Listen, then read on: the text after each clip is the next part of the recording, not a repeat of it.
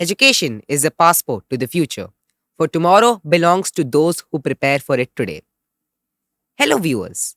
I am Shreyas Jha, an 8th grader, and you might be wondering what am I doing here in a podcast? Well, this is no ordinary podcast, but rather a special one of a chat between a student and a correspondent. And I have the privilege of having with us here Dr. R. Kishore Kumar to talk about a very imperative topic, the changing dynamics of modern education. Welcome, sir. And let's get right on with our questionnaire. So, sir, today we see an increasing influx in the career options related to AI, blockchain, and information technology in general. But just about a decade ago, none of these careers really existed or had a scope.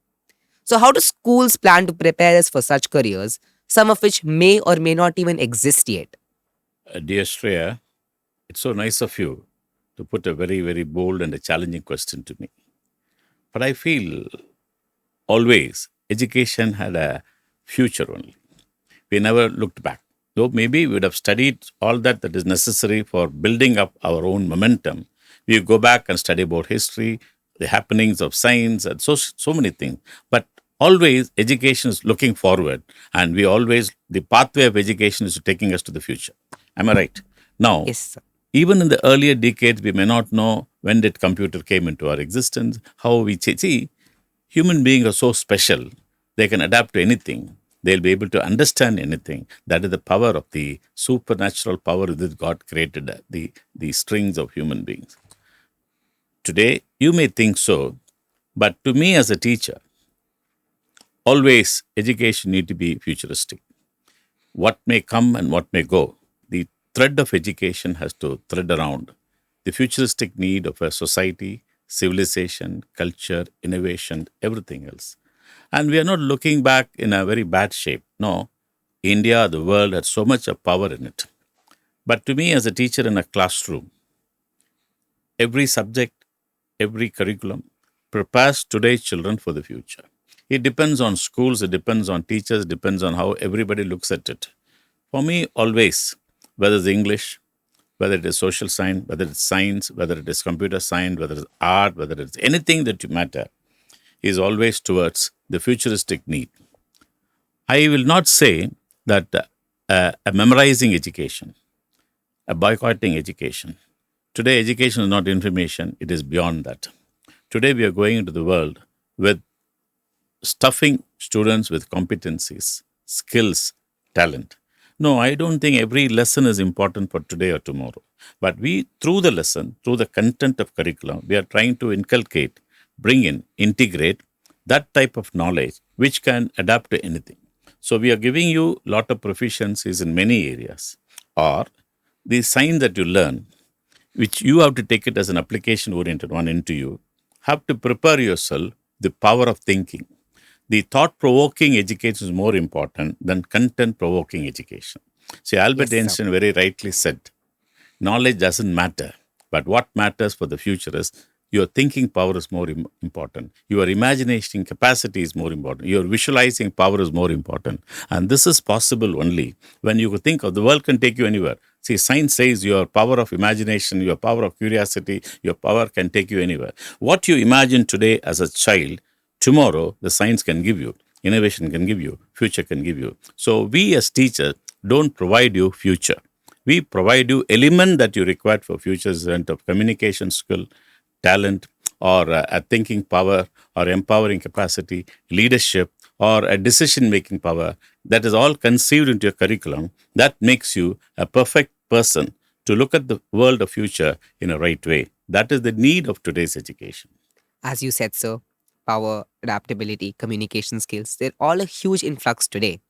Yet, many a times, sidelined by the huge pressure of grades, by the huge pressure of education, these skills are observed in hindsight.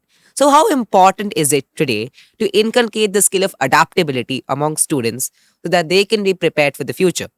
See, each child is different, each student is different. They come from a family. What is the family background? Or what is his need? and what is his aspirations, and that is supported by his own inspiration.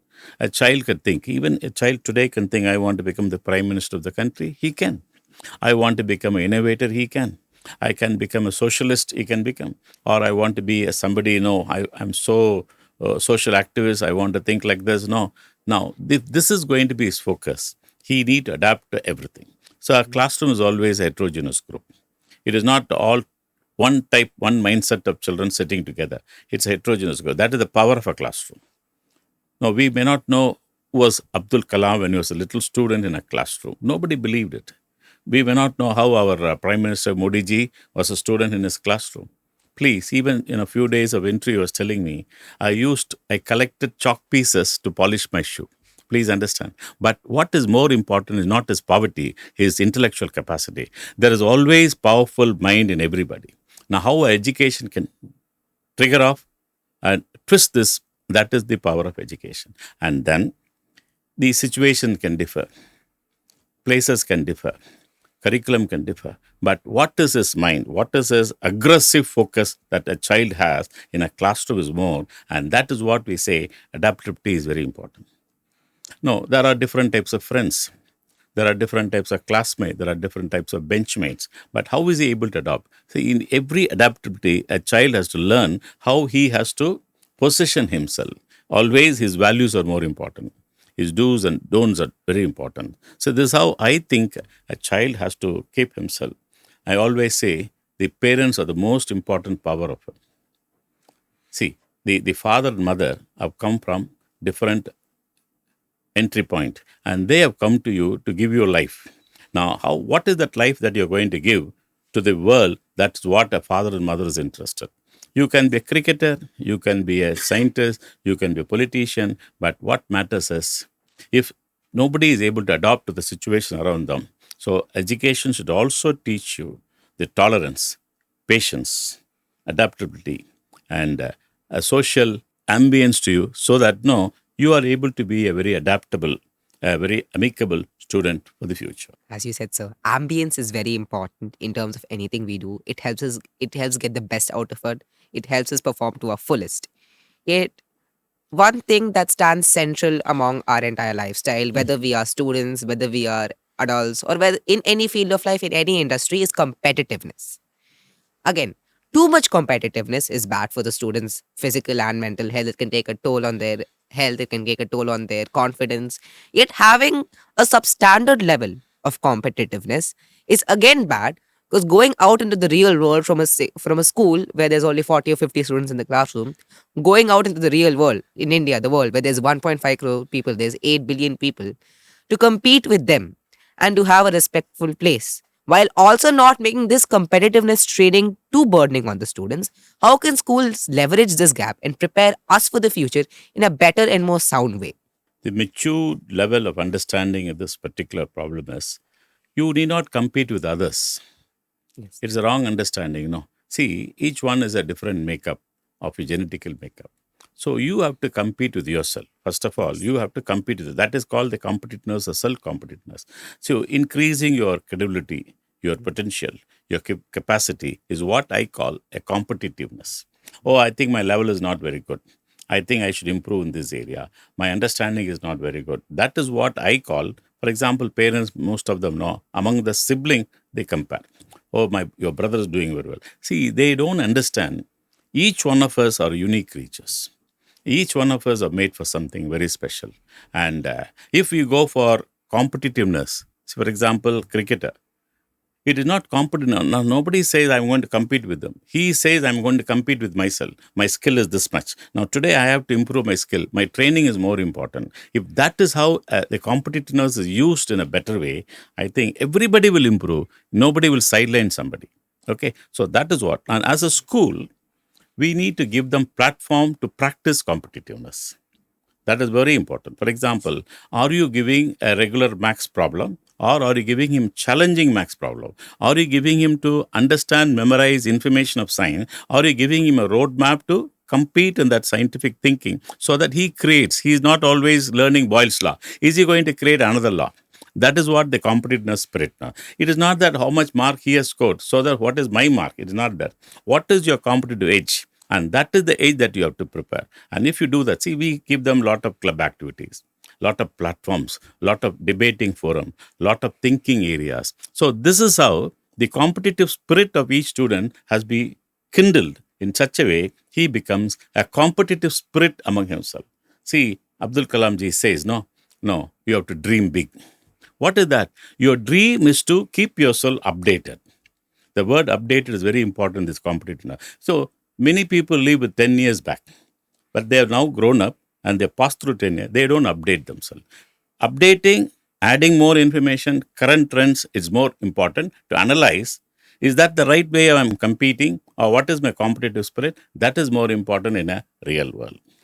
Thank you, sir. That was some great words of wisdom. Today, we've had a very good discussion on multiple topics, topics of competitiveness, topics of adaptability, topics of having being prepared for the future. These are what drive education today, and these are what drive the purpose of our sort of learning process. When we learn, we want to learn for the future, but we also do not want to stay behind. And so your words, they were very highlighting and they were very Shreya, expressive for I'm what. stumped by you. The power today's children, we need to think as teachers and correspondent, principal, we all have to think as educators. That is the power of India. And every student of India is such a powerful gem. And we need to prepare our standards, our way of delivery system in such a way. Are we reaching out to boys and girls of you and your nature? And that's what the changing dynamics should take us further. Thank you, sir. Thank you for your words of wisdom, sir. Great discussions with sir today, and we look forward to seeing you again. Thank you, Shreyas. Thank you, sir.